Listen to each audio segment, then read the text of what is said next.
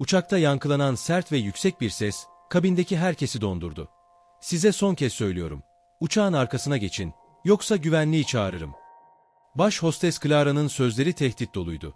Ses tonunda ise küçümseyici ve önyargılı bir hava seziliyordu. Zeynep, 30'larının sonlarında, zarif ve ağırbaşlı bir kadın olarak dimdik duruyordu. Üzerinde lacivert, uzun bir pardösü, başında özenle bağlanmış, sade ama şık bir ipek başörtüsü vardı. Müslüman kimliğini saklamıyor, aksine gururla taşıyordu.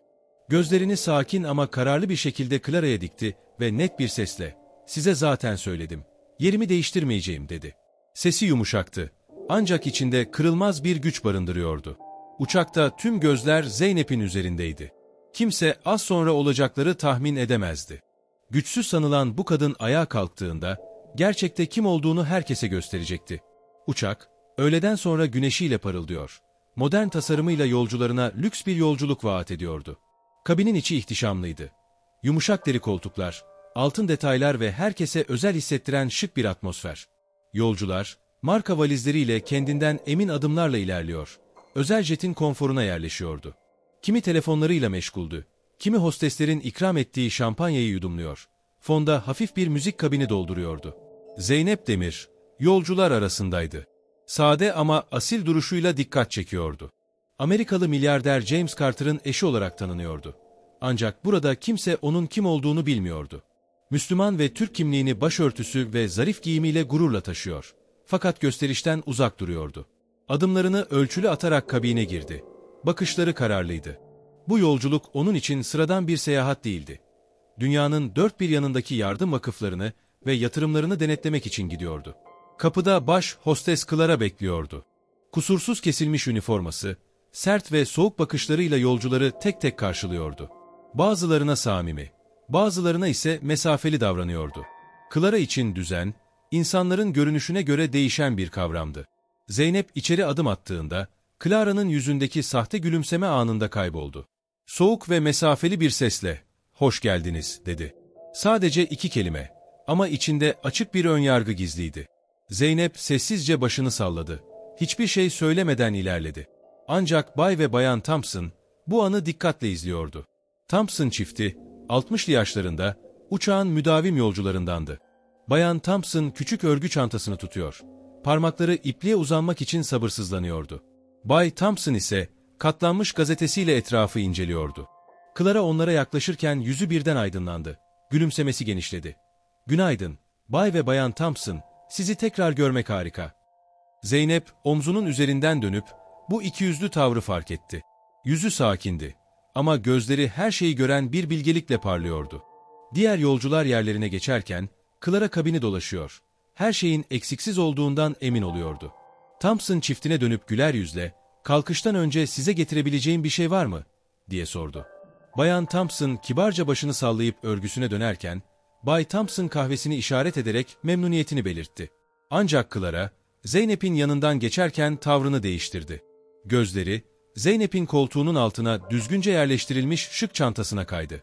Dudakları ince bir çizgiye dönüştü. Thompson çiftine gösterdiği samimiyetin zerresi Zeynep'e yansımadı. Sessizce, soğuk bir bakışla yanından geçti. Clara Reed, hayatı boyunca kontrolü elinde tutmaya alışkın biriydi. Kusursuz üniforması, muntazam topuz yapılmış saçları ve sert bakışlarıyla insanları dış görünüşlerine göre yargılamaktan çekinmezdi.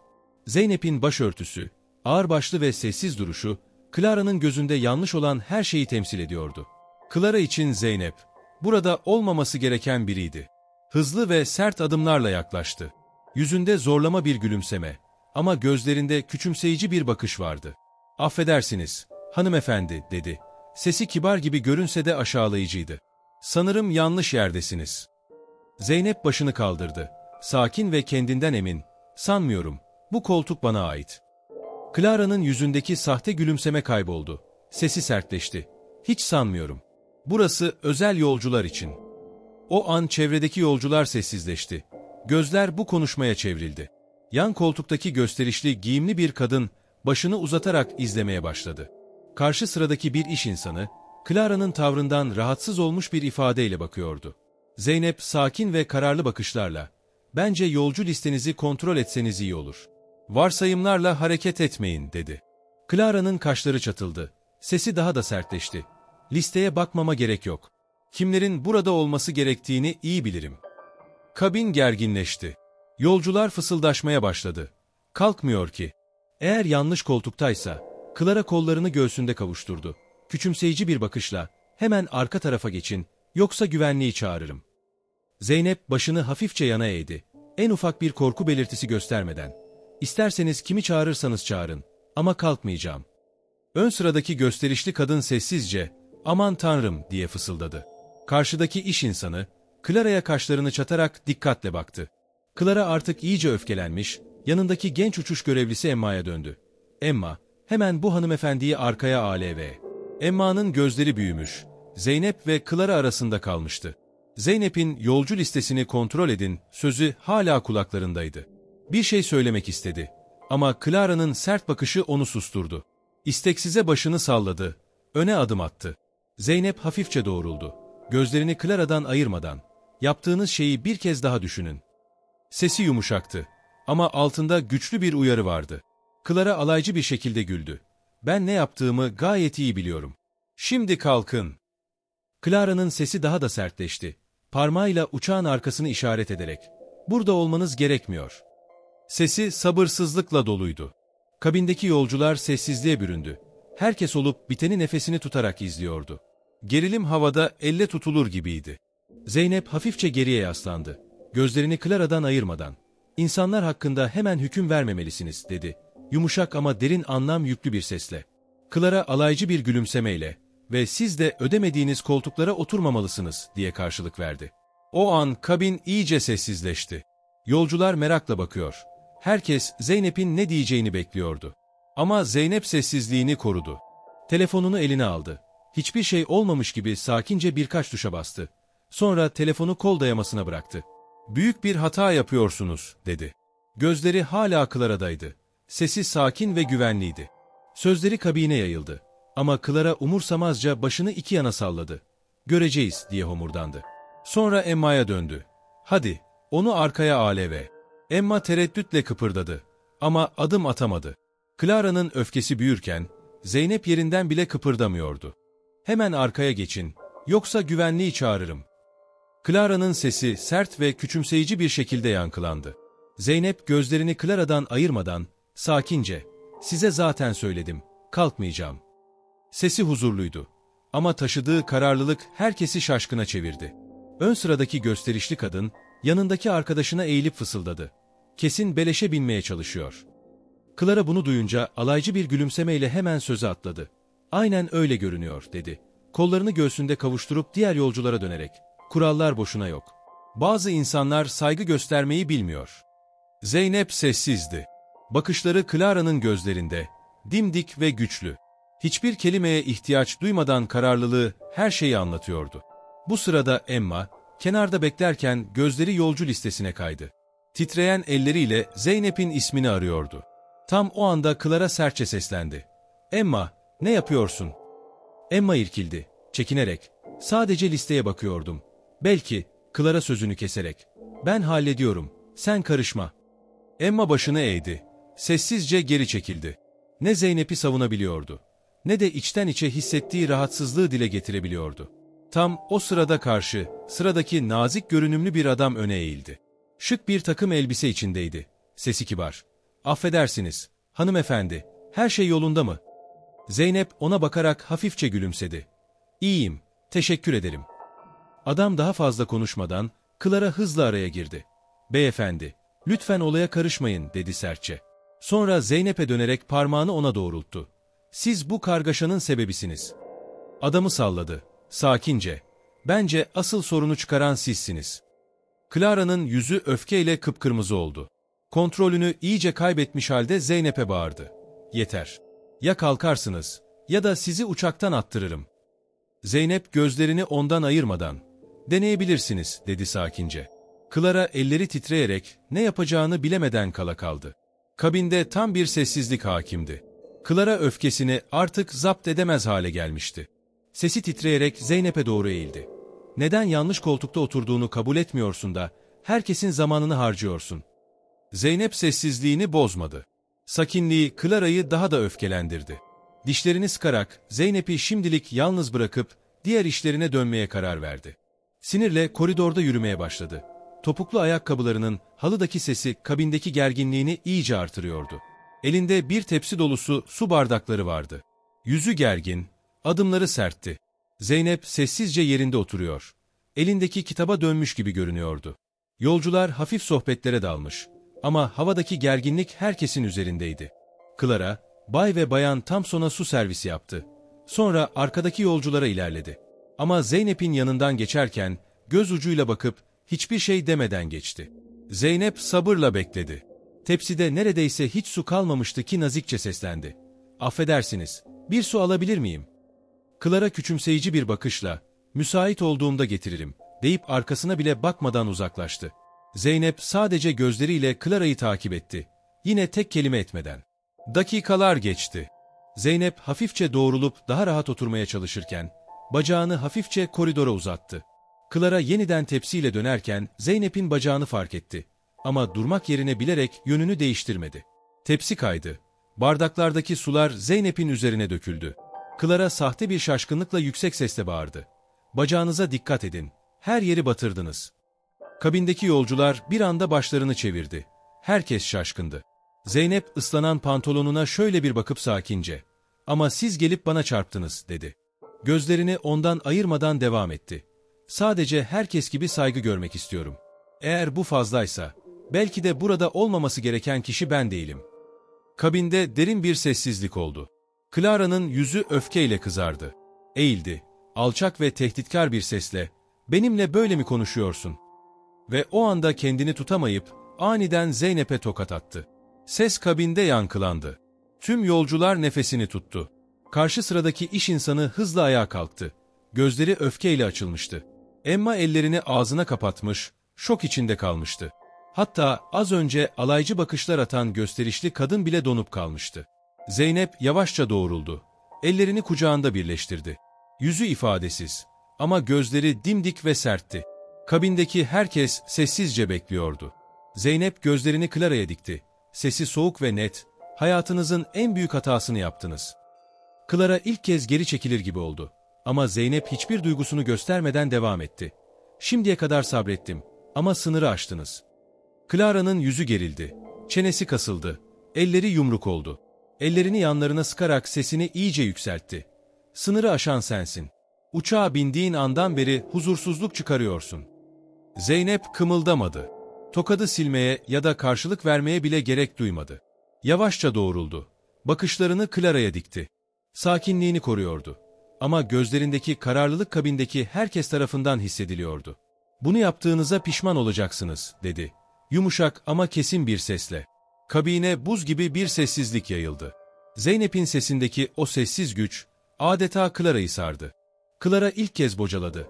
Ama hemen toparlanıp alaycı bir kahkaha attı. "Pişman mı olacağım? Ne yapacaksın? Polisi mi çağıracaksın?" Zeynep cevap vermedi. Zaten gerek de yoktu. Sessizliği her şeyi anlatıyordu. Yolcular da anlamıştı. Artık gücün kimde olduğu belliydi. O sırada köşede duran Emma, olanları dehşetle izliyordu. Clara'nın gün boyu süren kibirli ve önyargılı tavırlarına hep sessiz kalmıştı. Ama artık dayanamayacağını biliyordu. Titreyen elleriyle cebinden telefonunu çıkardı. Hızla bir numara çevirdi. Sesi kararlıydı. "Ben Emma, uçakta acil bir durum var." Ardından sessizce yerine döndü. Yüzünde hala endişe vardı. Ama doğruyu yapmanın verdiği güçle dik duruyordu. Clara ise hiçbir şeyden habersiz, kollarını göğsünde kavuşturmuş, öfkeyle titriyordu.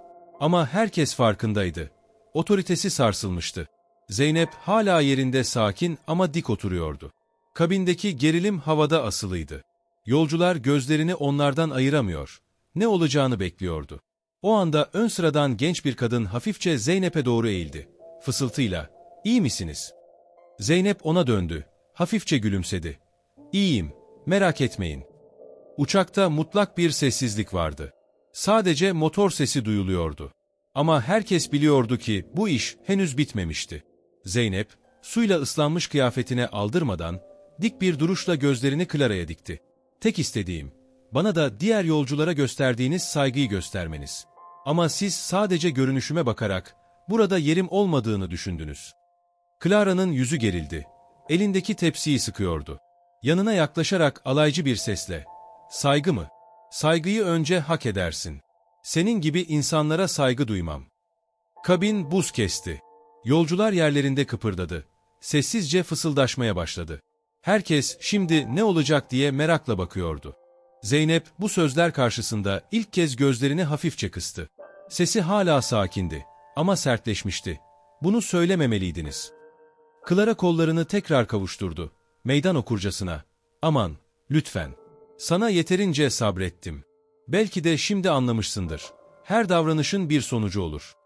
Zeynep sessizce bakarak, "Haklısınız," dedi. "Her davranışın bir sonucu olur. Ve siz de birazdan bunun ne demek olduğunu göreceksiniz." Clara ilk defa gözlerinde tedirginlik hissetti ama hemen kendini toparladı. "Boş tehditlerle beni korkutamazsın," diye karşılık verdi. Ardından arkasını dönüp uzaklaşmaya çalıştı. Ama içten içe huzursuzluğunu saklayamıyordu. Yolcuların keskin bakışları, Emma'nın korku dolu yüzü ve Zeynep'in dimdik duruşu, adeta duvarlar gibi üstüne geliyordu. Titreyen elleriyle tepsiyi taşırken, kafasında aynı soru dönüp duruyordu. Neden karşılık vermedi? Neden bağırmadı? "Sadece pişman olacaksın," dedi. Neden? İçini pişmanlık ve korku sarmıştı. Zeynep'in sessiz gücü, Clara'nın tüm kibrini yerle bir etmişti. İlk defa yanlış kişiye bulaştığını anlamıştı. Etrafına baktığında, yolcuların artık ondan yana olmadığını fark etti. Karşı sıradaki iş insanı kollarını bağlamış, sert bir ifadeyle bakıyordu. Az önce alay eden gösterişli kadın, şimdi yanındakine sessizce fısıldıyor. Gözlerinde şüphe vardı. Emma köşede yolcu listesini sıkı sıkıya tutuyor. Gözleri korkuyla Zeynep'e kayıyordu. Ama Zeynep hala sakindi. Bacak bacak üstüne atmış, geriye yaslanmış, en ufak bir tedirginlik göstermeden oturuyordu. Sessizliği, Clara'nın söylemek istediği her şeyi anlatıyordu. Clara geri dönülemeyecek noktada olduğunu anlamıştı. Tam o sırada Zeynep telefonuna uzandı. Yavaşça birkaç şey yazdı ve telefonu kol dayamasına bıraktı. Bu küçük hareket bile Clara'nın içine keskin bir korku düşürdü. Sert bir sesle sordu. "Ne yapıyorsun sen?" Zeynep başını bile çevirmeden, "Yakında öğrenirsiniz." Clara ne diyeceğini bilemeden kaldı. Zeynep'in telefonuna bakarak yutkundu. Kabinde mutlak bir sessizlik hakimdi. Sadece motor sesi duyuluyordu. Yolcular birbirine eğilip fısıldaşıyor. Merakla izliyordu. Gösterişli kadın yanındakine eğilerek, "Sence o kim? Böyle sessiz kalabildiğine göre önemli biri olmalı." Karşıda oturan iş insanı, gözlerini Zeynep'ten ayırmadan, kol dayamasına parmaklarıyla ritim tutuyordu. Sanki her şeyi çoktan anlamış gibiydi. O sırada ön taraftan kararlı adımların sesi duyuldu. Pilot, yüzü solgun ve gergin, kokpitten çıktı. Bakışları hızla kabini taradı ve doğruca Clara'ya yürüdü. Adımları sert, ifadesi netti. Clara kaşlarını çatarak kollarını göğsünde kavuşturdu. Şaşkın ve öfkeli. "Ne demek kenara çekilin? Ben burada durumu kontrol ediyorum." Pilot gözlerini Zeynep'e çevirdi. Sonra tekrar Clara'ya dönerek net bir ifadeyle konuştu. "Az önce yönetimden bir telefon aldım. Bu uçağın sahibi şu anda burada. Kendisi Zeynep Carter." Parmağıyla Zeynep'i işaret etti. Kabinde adeta bomba patladı. Yolcular ağızları açık, şaşkın bakışlarla birbirlerine döndü. Az önce küçümseyen gösterişli kadın şok içinde fısıldadı. Uçağın sahibi o muymuş? Karşıdaki iş insanı sanki baştan beri anlamış gibi başını salladı. "Tahmin etmiştim." Emma köşesinde adeta donup kalmıştı. Ama gözlerinde büyük bir rahatlama vardı. "Nihayet," der gibi derin bir nefes aldı. Clara ise bembeyaz kesilmiş, pilotun yüzüne bakıyordu. Bu olamaz. Bir yanlışlık olmalı," diye kekeledi. Sesi artık ne sert ne de kibirliydi. Derin bir sessizlik hakimdi. Sadece motorların uğultusu duyuluyordu. Yolcular, Zeynep ve Clara arasında gidip geliyordu bakışlarıyla. Tam o anda kaptanın sesi hoparlörden yankılandı. "Sayın yolcularımız, acil bir iniş gerçekleştireceğiz. Lütfen koltuklarınızda kalın ve kemerlerinizi bağlayın." Kabinde yeniden fısıldaşmalar başladı.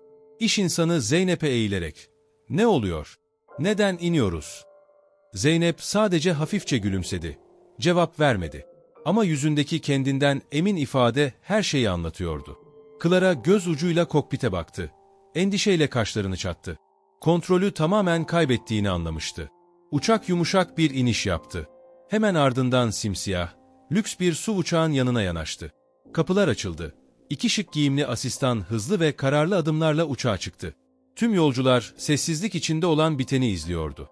Asistanlardan biri, saygılı ama samimi bir sesle Zeynep'e yaklaştı. "Zeynep Hanım, her şey hazır." Kabinde yeniden şaşkınlık dalgası yayıldı. Clara olduğu yerde dondu. Yüzü kağıt gibi bembeyaz. Ne yapacağını bilemiyordu. Asistanlar yalnızca Zeynep'e odaklanmıştı. "Gitmeden önce dediğiniz başka bir şey var mı?" diye sordular. Zeynep yavaşça ayağa kalktı. Ceketini düzeltti. Yüzünde sakince parlayan bir güç ve soğukkanlılık vardı. Tüm yolcular gözlerini ona dikmişti. Derin ve net bir sesle konuştu. "Ben Zeynep Carter. Bu uçağın ve aynı zamanda bu havayolu şirketinin sahibiyim." Kabinde mutlak bir sessizlik oluştu. Clara'nın dudakları aralandı. Ama tek kelime edemedi. Az önce herkese üstten bakan kibirli kadın, şimdi küçülmüş, çaresiz haldeydi. Zeynep gözlerini Clara'ya çevirdi. Sesi sakin ama bıçak gibi keskin. "Clara, davranışınız tam anlamıyla utanç verici. Kendinizi küçük düşürdünüz. Bir yolcuyu aşağıladınız ve bu havayolunun itibarını zedelediniz." Clara'nın sesi titrek çıktı. "Ben bilmiyordum." Zeynep elini kaldırarak susturdu. "Bilmiyordunuz. Çünkü saygı göstermeyi hiç düşünmediniz. Önyargılarınızla, kibirle davrandınız. Basit bir nezaketle çözülecek bir durumu siz büyüttünüz." Yolcular başlarıyla onayladı. Az önce sessiz kalanlar, şimdi hayranlıkla Zeynep'e bakıyordu. Bay Thompson gazetesini katlayıp, Zeynep'e onaylayan bir bakış attı. Zeynep yavaşça ayağa kalktı. Ceketini düzeltti. Duruşu sakin ama güçlüydü. Clara'ya dönerek, "Yaptıklarınız yanlışlıkla değil, bilerek yapıldı." Clara gözleriyle çaresizce etrafa bakındı. Ama kimse ona destek vermedi. Bazı yolcular cep telefonlarıyla o anı kaydediyordu. Şimdi bunun sonuçları var. Clara'nın elleri yumruk oldu. Ama söyleyecek söz bulamadı. Kabindeki herkesin gözleri üstündeyken, ilk kez tamamen çöktü. Zeynep pilota dönerek, "Hemen gereğini yapın. Bu tavır başka kimseye yapılmasın." Pilot ciddi bir sesle, "Anlaşıldı, Zeynep Hanım." Clara kaçmak ister gibi kapıya baktı. Ama pilot önünü kesti. "Hiçbir yere gidemezsiniz." Zeynep gözlerini Clara'ya dikerek, "Bugünkü tavrınız, bu iş için uygun olmadığını gösterdi. Bu andan itibaren işten çıkarıldınız." Kabinde ölüm sessizliği oluştu. Sözleri mahkeme kararı gibi ağırdı. Clara, rengi uçmuş halde fısıldadı. "Lütfen, Zeynep Hanım, ben böyle olmasını istemedim." Zeynep'in bakışları sertti. "Yakalanmayı istemediniz ama yakalandınız. Şimdi hesabını vereceksiniz." Tam o sırada iki polis memuru kabine girdi. Yolcular arasında fısıltılar yayıldı. Polislerden biri saygıyla Zeynep'e dönerek, "Zeynep Hanım, bildiriminizi aldık. Şikayetçi misiniz?" Zeynep net ve kararlı bir sesle, "Evet. Herkesin önünde bana saldırdı. Yargılanmasını istiyorum." Clara geri çekildi. Sesi titredi. "Bekleyin, yanlış anlaşıldı. Öyle olsun istemedim."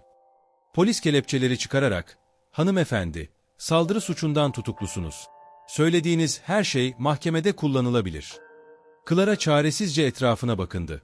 Ama kimse ona bakmıyordu. Polisler kelepçeyi takarken gözlerinden yaşlar süzülüyordu. Karşısında hala dimdik ve sakin duran Zeynep vardı. Yolcular sessizce izliyordu. Clara gözyaşları içinde kabinden çıkarılırken herkes anlamıştı. Gerçek güç, sessizlikte ve sabırda saklıydı. Clara'nın gözyaşları süzülürken çaresizlikle yalvardı. "Lütfen, Zeynep Hanım, çok üzgünüm." Ama Zeynep'in yüzünde en ufak bir yumuşama olmadı. "Üzgün olmanız yetmez," dedi. Sessiz ama kararlı bir sesle. "Yaptıklarınızın sorumluluğunu almadan hiçbir özrün anlamı yok. Seçimlerinizi siz yaptınız. Şimdi sonuçlarına katlanacaksınız." Kabindeki yolcular sessizce izliyordu. Bir zamanlar herkese emir yağdıran Clara, şimdi perişan, polisler eşliğinde yürüyordu. Zeynep kabine döndü. Sesi sakin ve net. "Bugün yaşananlar adına hepinizden özür dilerim. Bu uçaklarda böyle bir davranış asla kabul edilemez. Bundan sonra her yolcu hak ettiği saygıyı görecek." Kabinden güçlü bir alkış yükseldi. Bay Thompson hafifçe tezahürat yaparken, eşi örgüsünü bırakıp alkışladı. Zeynep ardından Emma'ya döndü. Genç hostes sessizce duruyordu. Emma dedi. Sesi yumuşak ama güçlü. Bugün gösterdiğin cesaret için teşekkür ederim. Ofisim sana ulaşacak, terfi için. Emma'nın gözleri büyüdü. Mutluluktan parladı. Teşekkür ederim, Zeynep Hanım. Zeynep gülümseyerek kapıya yöneldi. Asistanı sessizce peşindeydi.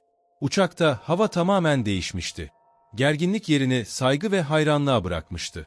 Tam çıkarken, az önce her şeyi merakla izleyen gösterişli kadın dayanamayıp seslendi. Zeynep Hanım, gerçekten inanılmazsınız. Zeynep durdu, döndü. Teşekkür ederim. Ama unutmayın, doğru olanı savunmak her zaman değerlidir. Dışarı çıktığında temiz hava yüzüne çarptı.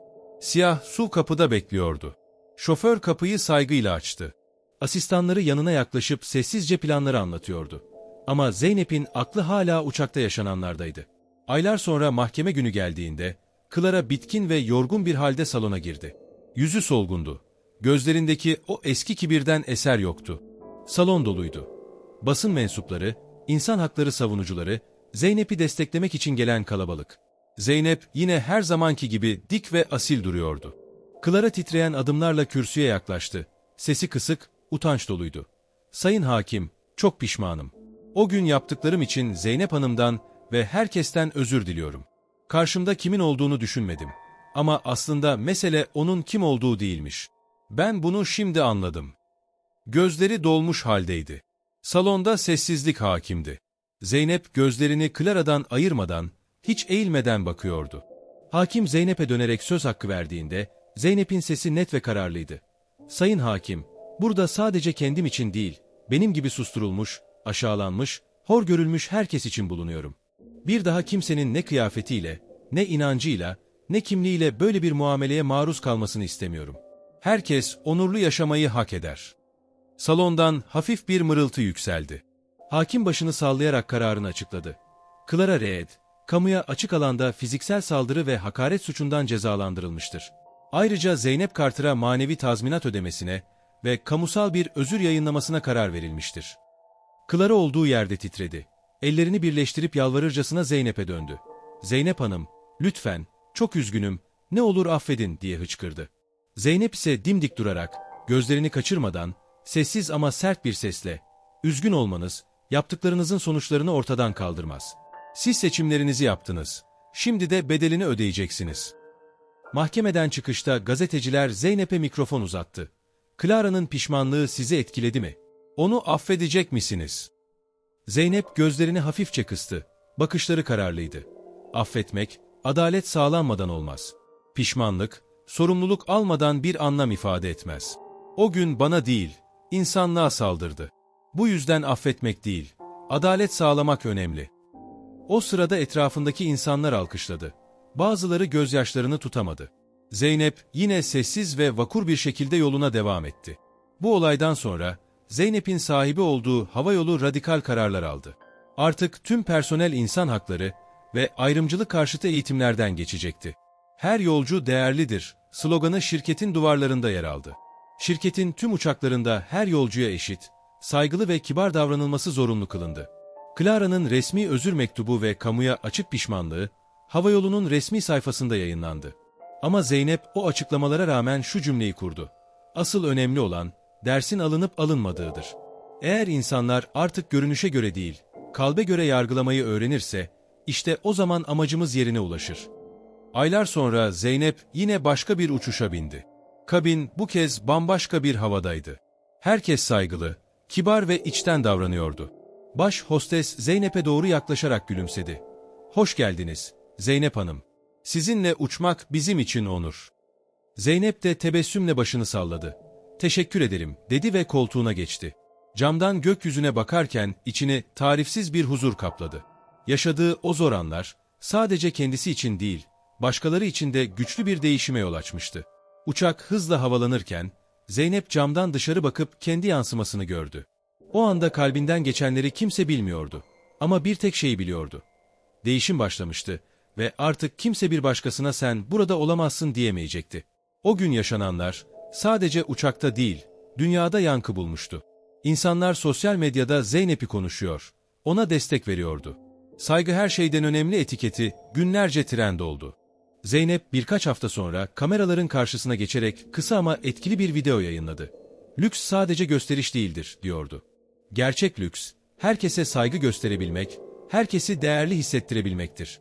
Başarı, sahip olduklarınızla değil, insanlara nasıl davrandığınızla ölçülür. Bu yüzden bundan sonra havayolumuzda herkes, kim olursa olsun, hak ettiği saygıyı görecek. Bu sözler, dünyanın dört bir yanında yankı buldu. İnsanlar Zeynep'i konuşuyor, onu örnek gösteriyordu. Ve herkes biliyordu ki, artık hiçbir uçuşta hiçbir yolcuya sadece görünüşünden dolayı sen burada olamazsın denmeyecekti. Zeynep gökyüzüne bakarken hafifçe gülümsedi. Çünkü bazen en büyük zaferler, sadece güçlü olmakla değil, dünyayı değiştirecek bir adım atmakla mümkündü. Ve o adımı atmıştı. Günler sonra bir televizyon programında, milyonların izlediği olayı anlatıyordu. Stüdyoda dik ve kararlı duruyordu. Muhabir heyecanla sordu. Zeynep Hanım, yaşadıklarınız tüm dünyada yankı buldu. İnsanlara vermek istediğiniz mesaj nedir? Zeynep'in bakışları net, sesi sakindi. Saygı ayrıcalık değil, haktır. Kim olursa olsun, herkes saygıyı hak eder. Gerçek liderlik, bunu sağlamaktır. Muhabir, gözleri dolarak sordu. Peki, sizin gibi güçlü olmayan insanlara ne tavsiye edersiniz? Zeynep'in ifadesi yumuşadı. Güç içimizdedir. Bazen görünmez hissedebilirsiniz. Ama değeriniz kim olduğunuzdan gelir. Saygı istemek için zengin olmanıza gerek yok. Yeter ki kendinize inanın. Haftalar sonra Zeynep yeni bir uçağa bindi. Bu kez bambaşka bir ekip, sıcak ve samimi bir şekilde onu karşıladı. Baş hostes içten bir gülümsemeyle yaklaştı. Hoş geldiniz, Zeynep Hanım. Sizi ağırlamak bizim için onur. Zeynep nazikçe başını sallayarak yerine geçti. Bu kez uçakta hava bambaşkaydı. Hizmet kusursuzdu. Ama en önemlisi saygı doluydu. Camdan dışarı bakarken pist hızla geride kalıyor. Uçak gökyüzüne yükseliyordu. İçine dolan huzur, her şeyin yerli yerine oturduğunu gösteriyordu. O gün yaşananlar, yalnızca uçaktakiler için değil, hikayeyi duyan herkes için unutulmaz bir ders olmuştu. Zeynep biliyordu ki bu, sadece kendi onurunu korumak değildi. Bu, haksızlığa karşı duran herkes için güçlü bir mesajdı. Gökyüzüne bakarken hafifçe gülümsedi. Çünkü bazen en büyük zaferler, kazanmakla değil, değişimi başlatmakla ilgiliydi. Yolcular yerlerine yerleşirken Zeynep telefonuna uzandı. Biliyordu ki bu mücadele bitmemişti. Gerçek çözüm, ön yargı ve saygısızlığın kökünü kazımaktan geçiyordu. Jet bulutların üstüne tırmanırken Zeynep başını cama yasladı. Uzakta kalan dünyaya bakarken attığı adımların yankısını hissediyordu. Çünkü bu sadece bir yolculuk değil, utancı güce, ön yargıyı saygıya dönüştüren bir dersti. Camda kendi yansımasını gördü ve kendi kendine söz verdi. Her adımda, herkesin saygı gördüğü bir dünya için çalışacağım. Uçak gökyüzüne yükselirken, Zeynep'in kalbinde sessiz ama güçlü bir zafer vardı. Artık hiçbir fırtına onu yıkamazdı. Kısa süre sonra Zeynep, tüm dünyaya hitaben bir açıklama yaptı. Sade ama etkili sözleri, milyonların kalbine dokundu. Lüks sadece gösteriş değildir. Gerçek lüks, herkese saygı göstermek, herkesi değerli hissettirmektir. Başarı, sahip olduklarınızla değil, insanlara nasıl davrandığınızla ölçülür. Bu yüzden havayolumuzda yeni politikalar getiriyoruz. Artık her yolcu, kim olursa olsun, hak ettiği saygıyı görecek. Zeynep'in açıklaması kısa sürede viral oldu. Sosyal medya günlerce ondan bahsetti. Ve o andan sonra herkes biliyordu. Değişim başlamıştı.